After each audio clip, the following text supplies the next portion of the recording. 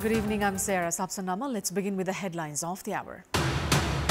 A dam constructed by India in bordering region floods and destroys over 400 hectares of paddy fields in Kapilvastu's Yashodhara and Mayadevi rural municipality. Political parties divided on constitution amendment and the lack of proper discussion on agendas. Ruling alliance assures amendment will be done through consensus. Supreme Court of India forms a task force to create a national protocol to ensure the safety and convenience of doctors, urges protesting doctors to return to work. And Sri Lanka exits the Under-20 SAF Championship after losing to Bangladesh. Nepal and Bangladesh enter into the semi-finals.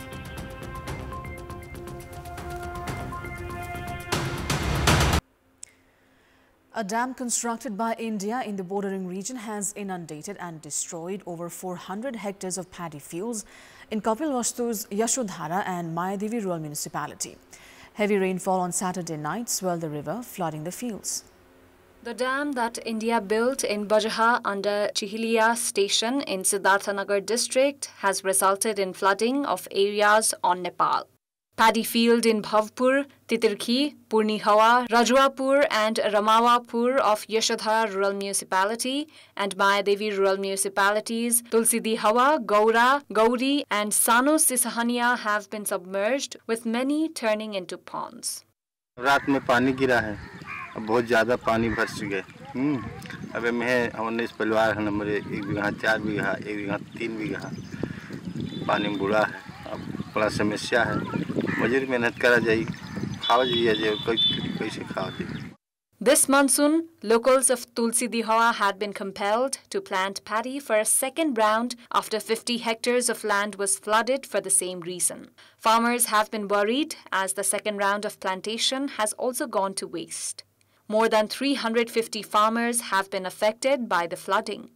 बारिश भवा खेत बने सब डूब गया तो रोपाई कई गया बैठोनी सब डूब गया है अगर ऐसे पानी रह के चाय छाड़ू तो मन को कुछ पौधों गल जाएगी बजहा ताल है बंधा है वो बंधा के नाते गरीब नाते से पानी बंधा बढ़ा रहा था तो पानी हमारे यहाँ बह नहीं पाता है कासे रहा था. The dam built by India is in the outlet, and as the gates remain closed, the side in Nepal gets flooded. The loss of paddy for many farmers means loss of livelihoods. Many of them depend on the field's produce to be able to run the household and pay for their children's school fees. रुपाई करेगा तो बढ़िया बही के गली है फिर से रुपाई करे तो हरिया के बैठावा गए अब रात में आज फिर अब जोन मेरा पिया बाढ़ फरदाई से करिए सब डूबा है एकदम से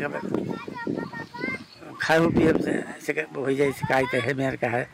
Daily movements have also been affected in Bhavpur, Ratnapur, Sisahania, Ganeshpur and Gaura Tulsidihawa road due to inundation.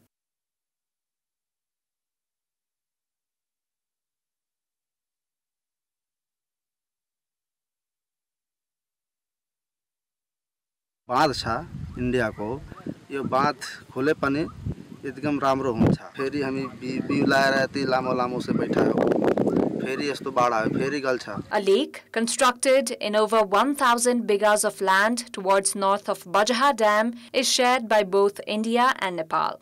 India uses the water during winter for irrigation. However, during monsoon, the closed dam causes flooding in Nepal. Dispute between political parties regarding the cause of absence of political stability in the country has been witnessed even before the discussion on issues of constitution amendment is held. The ruling parties have defined various processes of the constitution as problems for government stability, while opposition parties say that ways of government proceeding must change to attain good governance and stability. Speaking during a program titled Dedication and Ethic organized in the capital, leaders of ruling parties said that the constitution would be amended with the conciliation of all parties. Nepali Congress President Sher Bahadur Deuba said the current government would coordinate with all the parties and added that the proposal of constitution amendment was not against anyone. CPN-UML meanwhile stressed on the ineffectiveness of the threshold and the election system in forming a stable government. UML leaders said they expected coordination from all parties in constitution amendment to establish two-party system in the country. Leaders of the opposition parties, CPN Mao Center and CPN Unified Socialist, expressed dissatisfaction, citing that the issue of constitution amendment was raised by the two ruling parties. Hinting towards failure to sustain a majority government, they said that the problem lied in parties and leaders themselves. Political parties should hold joint discussions on the issue related to constitution amendment, as it is a matter of national and the public's interest. Consensus among all parties regarding the issue of constitution amendment is a must. In our Public Voice segment, today we've asked in several provinces what should be done to maintain loyalty and ethics in politics. Let's take a look at what they had to say.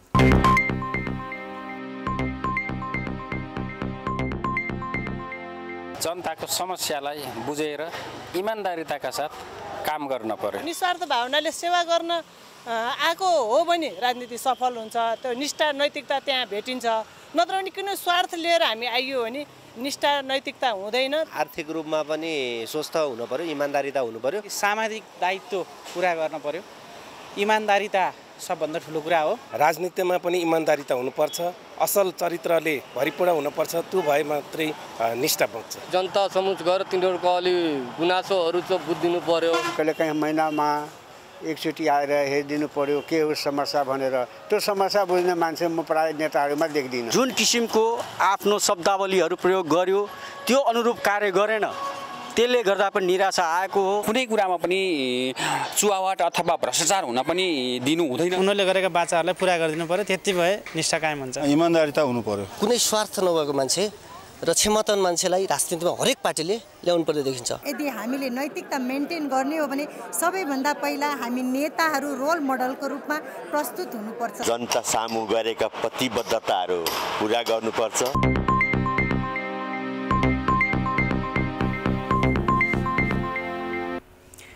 The India visit by Minister for Foreign Affairs R.J. Rana has been taken by the southern neighbour with utmost priority, considering the issues tabled during discussions with Indian Prime Minister Narendra Modi and her Indian counterpart S. Jaishankar. Minister Rana, who is on a 5-day state visit, has extended invitation for a Nepal visit to the Indian Prime Minister and discussed on strengthening bilateral relations. During her meeting with her Indian counterpart, Jaishankar, issues like infrastructure, railway service, integrated checkpost, petroleum pipeline, and digital finance connectivity were discussed. This, however, was not the first time that agendas of energy, trade, connectivity, and infrastructure were raised during Nepal-India meetings, as experts say the effectiveness of our visit would only be realized through results. कूटनीतिमा भएका कुराकानीहरूको प्रभाव मूल्याङ्कन गर्न एक समय केही समय हामीले पर्खिनुपर्ने नै हुन्छ। भारतको नेबरहुड पोलिसी नयाँ होइन र भारतसँग हामीले राख्ने विषयहरू पनि र भारतले दिने जवाफ पनि एकदमै नयाँ चाहिँ होइन। परिणाममा उल्लेखनीय ब्रेक थ्रु चाहिँ भएको छैन हैन। समस्याहरू यथावत छन्, तर समस्या समाधानका लागि लिनुपर्ने बाटो भनेको त फेरि निरन्तर संवाद उच्च स्तरमा हुने राजनीति समझदारी नै हुन्। India boasts a neighbor-first policy. However, its relation with South Asian countries like Pakistan and Maldives has shared rocky history. Its relation with Bangladesh has also been trickier following recent protests that resulted in ouster of Prime Minister Sheikh Hasina. In this scenario, Minister Rana's visit has tried to send a positive message regarding India's relation with Nepal. Experts say Rana's visit has the potential to prove a milestone in addressing the long-standing border issue. बङ्गलादेशको घटना भयो त्यो वखतमा त्यसले गर्दाखेरि भारतले अलि बढी चिन्ताको विषय पनि भनेको छ। आफ्नो आन्तरिक मूल्याङ्कन पनि उनीहरू गर्दैछन्। त्यो कन्टेक्स्टमा भन्नु अब यो खास गरी दक्षिण एसियामा नेपालको जुन भौगोलिक परिस्थिति, यो कूटनीतिक, यो राजनीतिक हरेक दृष्टिकोणबाट नेपालको इम्पोर्टेन्स चाहिँ अझ मेरो विचारमा बढी उजागर भएको छ।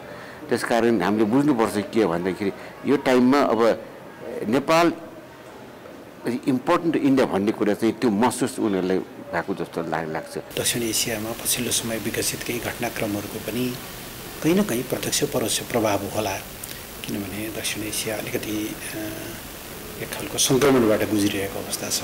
1.5 वर्ष अगाडि श्रीलङ्कामा एक ढङ्गको स्थिति थियो, बङ्गलादेशमा भर्खरै एउटा उथलपुथल भएको छ, त्यो कसरी थिग्रिन्छ भन्ने टुङ्गो छैन। मालदिप्समा पनि नयाँ सरकार बनेको, भारतसँगको सम्बन्ध रिसेटिङ भइरहेको अवस्था। यो सबै पृष्ठभूमि हेर्दाखेरि चाहिँ भारतले नेपालसँगको सम्बन्धलाई अलिक बढी महत्त्व दिएको, खास गरी यो सरकारसँगको सम्बन्धलाई चाहिँ बढी महत्त्व दिएको सङ्केत बुझ्न सकिन्छ। Considering the respect with which the southern neighbor welcomed Minister Rana, she has expressed confidence that the historic friendship between Nepal and India would further strengthen. In the meantime, there are questions regarding what effect the visit would have on Nepali Congress. हाम्रो मित्र राष्ट्र भारतले र त्यहाँ भारत सरकारका प्रमुख कार्यकारी प्रमुख प्रधानमन्त्रीले, त्यहाँ परराष्ट्र मन्त्रीले, परराष्ट्र सचिवले र जुन विषय उठान गरियो र जुन विषयमा छलफल पनि रह्यो, जुन कुरा उदारो थियो विगतमा, त्यो कुरामा उहाँले अलिक सकारात्मक बाटोमा लिएर पनि जानुभएको छ। स्वाभाविक हो, उहाँले सरकारमा राम्रो सञ्चालन गर्नुभयो, सरकारमा राम्रो भूमिका गर्नुभयो, यसले परराष्ट्र सम्बन्धमा इटा थप्न सफल भयो भने त पार्टीभित्रको उहाँको मूल्याङ्कन नहुने त कुरै हुँदैन। We'll take a short break here. More news coming up. The country's productivity and scale of employment opportunities have struggled to go up due to lack of investment in productive sectors. Nepal's economy is of 5,700 billion rupees. However, the investments by government and private sectors have reduced. Despite a reduced interest rate, demands for loan remained low in the last fiscal year. The interest rates that stood at 12.30% in 2023 June was reduced to 9.93% a year later. However, loans increased by just 5.8% at 276 billion rupees. 5 years ago, the investments by private sector was 22.7%, which went down to 16.17% in the Nepalese fiscal year 2079-80 and then to 15.72% last year. गत वर्षको third क्वार्टरमा राष्ट्र बैंकले ब्याज दर घटायो, भनेको मतलब bank दरदेखि लिएर उसको चाहिँ जुन हाम्रो पोलिसी रेट घटायो र त्यसका कारणले मार्केटमा इन्ट्रेस्ट रेट पनि घटेर आयो। तर त्यो त्यत्रो इन्ट्रेस्ट रेट घटेर आयो भने चाहिँ प्राइभेट सेक्टरले चाहिँ इन्भेस्टमेन्ट गर्न सकेन, उसको इन्भेस्टमेन्ट प्रतिको कन्फिडेन्स भएन, भोलि बिहान डुब्ने हो कि के गर्ने हो भन्ने शङ्कास्पदमा प्राइभेट सेक्टर रह्यो। त्यसकारणले गर्दा ब्याङ्किङ सेक्टरमै लगभग 6 खरब जति चाहिँ त्यसै अनयुज पैसा चाहिँ त्यसभित्र रहिराखेको छ। Apart from the private sector, government investments have also gone down due to low capital expenditure. This has fueled the exodus of youths. Majority investments of banking and financial institutions have also been in unproductive sector. Investments in the agriculture sector rose by just 0.9% last year. It is now time for our segment Public Pulse, where you text us with your opinion. Public Pulse. But before today's question, let's take a look at the results from yesterday's poll. Yesterday we asked you, what do you term the government preparation to send women migrant workers to Gulf nations for domestic help? 33% voted for option A, send after reaching an agreement, 35% for B, prioritize their safety, and 32% for C, increase regulation and monitoring. And here's today's question, what should be done to raise loans to productive sectors? Your options are A, stabilize interest rates, B, encourage entrepreneurship, and C, policy improvement. The voting is on. Type NEWS, select your option A, B or C and send it to 34001 to share your opinion with us. International human rights organizations have urged the government to address what it calls some issues in the bill related to transitional justice. Amnesty International, Human Rights Watch and International Commission of Jurists issued a joint statement on the House of Representatives' endorsement of the Enforced Disappearances Inquiry, Truth and Reconciliation Commission Act, saying that while the law, which has been eagerly anticipated for almost 2 decades, includes positive provisions that hold promise for advancing justice, accountability and redress for the widespread human rights violation and abuses committed during the armed conflict, there were aspects of the legislation that may pose challenges to achieving a fully successful outcome. Time now for international update.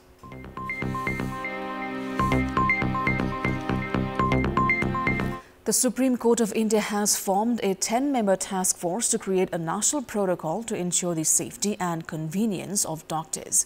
The 3-member bench, led by Chief Justice D.Y. Chandrachud, said that the government should be serious to prevent such incidents from happening while hearing the case of brutal murder of a doctor after rape in Kolkata today.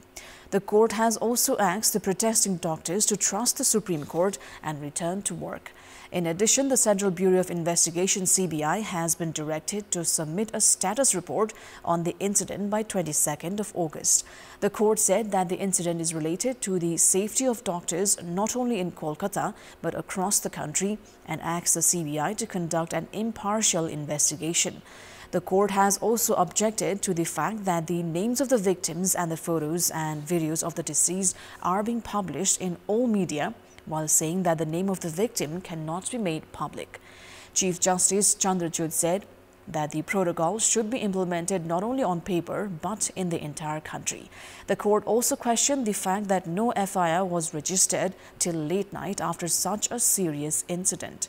The court also objected to the lack of institutional security and order in the medical profession and instructed the relevant agencies to improve.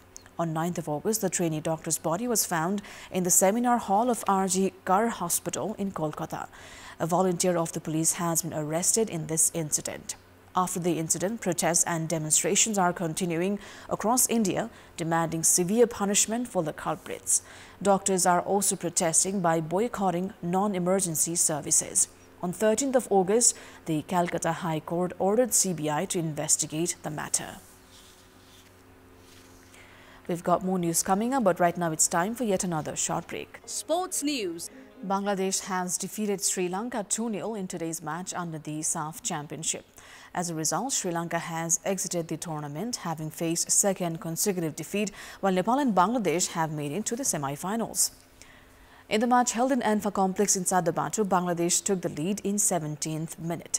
Mirazul Islam found the net as he utilized cross by Mohammad Rabi Hossain Rahul and piled pressure on Sri Lanka. Sri Lanka got a chance in the 37th minute. However, Harris John Zimran failed to utilize a pass by Mohammad Munsif. Although Sri Lanka maintained pressure in the final 15 minutes of the first half, it failed to equalize in as many chances. Mohammad Nova scored the second goal for Bangladesh with 5 minutes of regulation time remaining and sealed the match 2-0. Sri Lanka, remaining pointless, exited the tournament with a loss, while Nepal and Bangladesh have progressed to the semi-final with 3 points each. In tomorrow's Group B fixture, Maldives will play against Bhutan at 3 p.m. A win is must for Bhutan to stay in the tournament.